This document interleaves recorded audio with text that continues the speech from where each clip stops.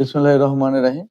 ওটার দ্বিতীয় অংশ আমি বলছি যে বিভিন্ন যুগে আল্লাহ যে নবী রাসূলদের এই জনপদ থেকে আল্লাহ নবী রাসূলদের বাছাই করতেন এবং নবী বা রাসূল বাছাই করতেন এবং আল্লাহর কাছে তারা আল্লাহর নৈকট্যপ্রাপ্ত মানুষ। আল্লাহই তাদেরকে কিতাবে বিশ্বাস আনাতেন।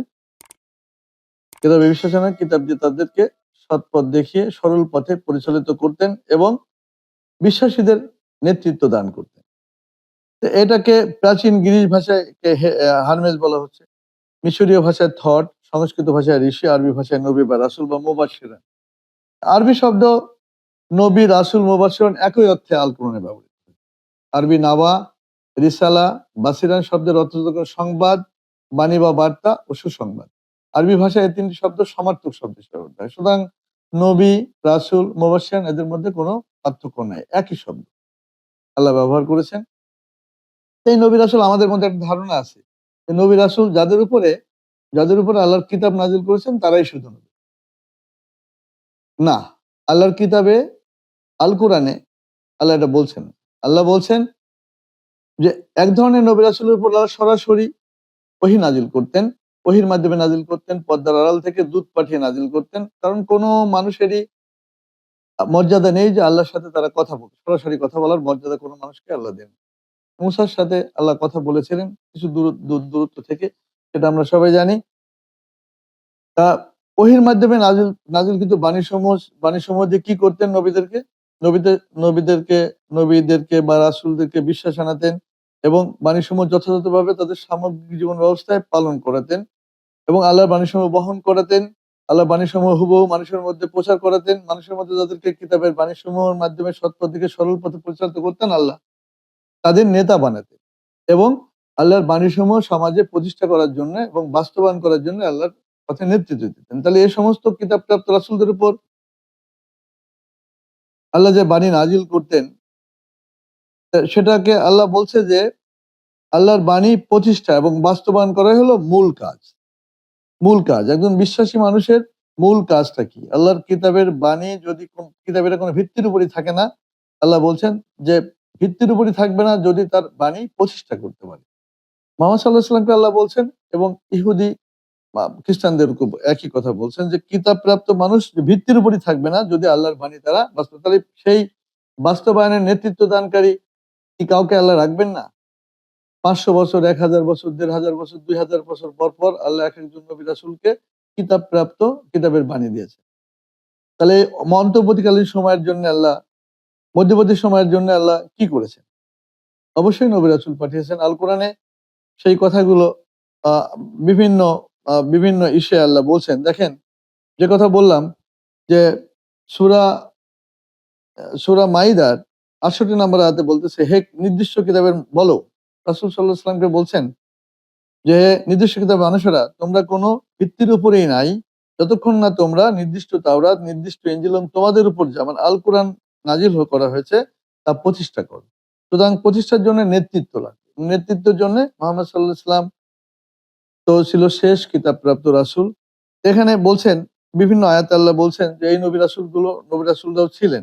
যেমন 287 নম্বর আয়াতে আল্লাহ বলছেন যে তিনি মূসাকে কিতাব দিয়েছিলেন। তারপর বিভিন্ন রাসূলদের দিয়ে কিতাবের অনুকরণ করিয়েছিলেন এবং মারয়াম পুত্র ঈসাকে দিয়েছিলেন সুস্পষ্ট।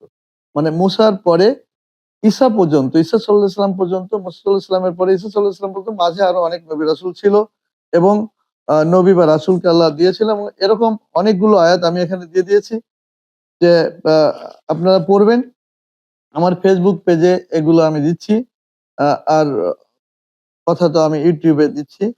তারপরে এখন হাদিস বা বিবরণ, এই যে আল্লাহর কিতাব, বিভিন্ন যুগে বিভিন্ন কিতাব আমরা ইন্টারনেট ঘাটলে পাই।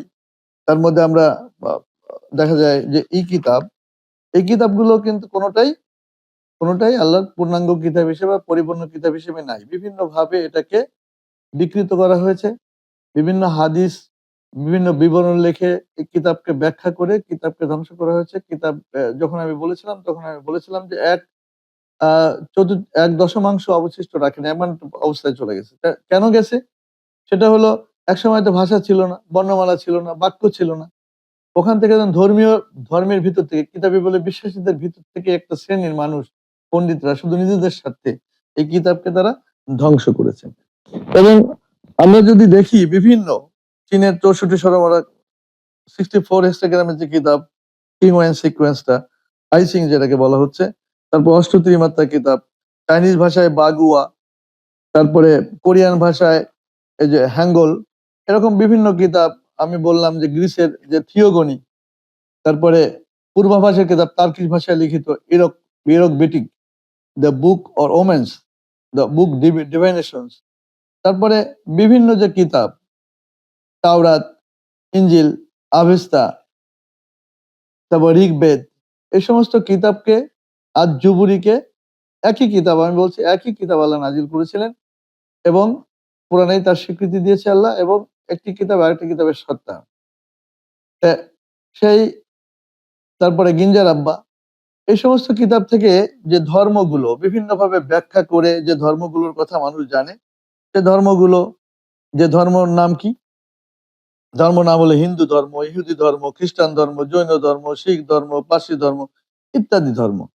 আবার এই সমস্ত কিতাবের উপরেই, কিতাবের বিভিন্ন অতিরঞ্জিত ব্যাখ্যার মাধ্যমে, ভুল ব্যাখ্যার মাধ্যমে যেটা সৃষ্টি করা হয়েছে সন্ন্যাসী গ্রুপ, গ্রিক সন্ন্যাসী গ্রুপ, বৌদ্ধ সন্ন্যাসী, জৈন সন্ন্যাসী, খ্রিস্টান সন্ন্যাসী, তাছাড়া অনেক লোকায়ত ঐতিহ্যগত ধর্ম কিন্তু রয়েছে।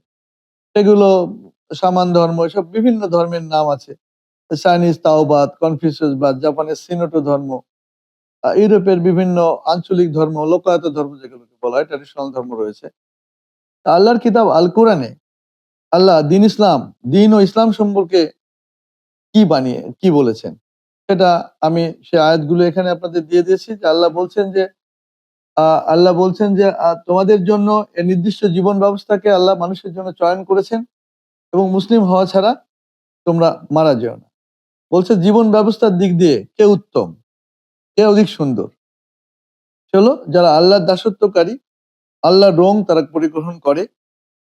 আল্লাহ এই পরিপূর্ণভাবে নির্দিষ্ট শান্তির মধ্যে প্রবেশ করার জন্য মানুষকে নির্দেশ দিয়েছেন, শয়তানের পদাঙ্ক অনুসরণ করতে নিষেধ করেছেন।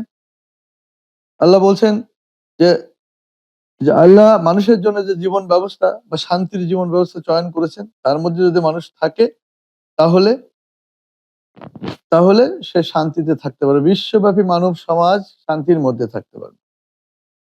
এবং এই জীবন ব্যবস্থার ব্যাপারে কোনো জোর জবরদস্তি নাই, জোর জবরদস্তি করে জীবন ব্যবস্থায় আনা যাবে না। আল্লাহ যাদেরকে আনবেন, যাদেরকে সৎপথ দেখাবেন, তারা আসতে পারবে, এবং তারাই সঠিকভাবে কি হবে, সৎপথ প্রাপ্ত হবে। স্পষ্টভাবে তাদের কাছে সৎপথ স্পষ্ট হবে, এবং তারা মিথ্যা মাবুদদের প্রত্যাখ্যান করবে, মিথ্যা মাবুদদের ডেইটিদের প্রত্যাখ্যান করবে। আল্লাহ বলছেন যে অক্ষর জ্ঞানহীন মানুষদের বলো যে যাদেরকে কিতাব দেওয়া হয়েছে তারা কি শান্তি বা ইসলাম গ্রহণ করেছে? জীবন ব্যবস্থা হলো আল্লাহ বলছে, আল্লাহ নিকট জীবন ব্যবস্থা হলো শান্তি, ইসলাম। তাদেরকে নির্দিষ্ট কিতাব দেওয়া হয়েছে, তাদের নির্দিষ্ট জ্ঞান আসার পরেই তারা পরস্পর বিদ্যুৎ বশত বিভিন্ন মতানৈক্য করেছে। আল্লাহ বলছে যে শান্তি ছাড়া অন্য কোনো জীবন ব্যবস্থা যারা অনুসন্ধান করে তাদের কাছ থেকে কখনো তা গ্রহণ করা হবে না, এবং তারা পরকালে ক্ষতিগ্রস্ত হবে, দুনিয়া জীবনেও ক্ষতিগ্রস্ত। শিরক করা যাবে না। আগেই বলছি আল্লাহর মতাদর্শ হলো যে শিরক হলো মহাপাপ। সুতরাং কোনো প্রভু আল্লাহ বাদে, কোনো মাবুদ, এক আল্লাহর বাদে কোনো মাবুদকে কেউ ধরতে পারবে না। এবং এই মোনাফিকদের সম্বন্ধে বলছেন আল্লাহ, কাফিরদের সম্বন্ধে বলছেন যে কাফিররা থাকবে আগুনের সর্বনিম্ন স্তরে, মুনাফিকরা। তা জীবন ব্যবস্থা নিয়ে আল্লাহ বাড়াবাড়ি করতে নিষেধ করেছেন। তাদেরকে আল্লাহ বলছেন যে যারা জীবন ব্যবস্থার মধ্যে না ঢুকবে, তারা বেপরোয়া, তাদেরকে আল্লাহ বাঁদর শুকর বানিয়েছেন। তা আল্লাহ যে শান্তির যে জীবন ব্যবস্থা, এটা কিন্তু এই জীবন ব্যবস্থাকে আল্লাহ কি বলছেন যে পারফেক্টেড করেছে, এবং এই জীবন ব্যবস্থার উপর সমস্ত মানব কল্পিত জীবন ব্যবস্থার উপর, এই যে ধর্মের উপর, মানব কল্পিত যে কোনো জীবন ব্যবস্থার উপর, যে মতাদর্শের উপর, মানব কল্পিত মতাদর্শের যে কোনো জীবন ব্যবস্থার উপর আল্লাহ এই জীবন ব্যবস্থাকে বিজয়ী করে দিয়েছেন। এবং আল্লাহ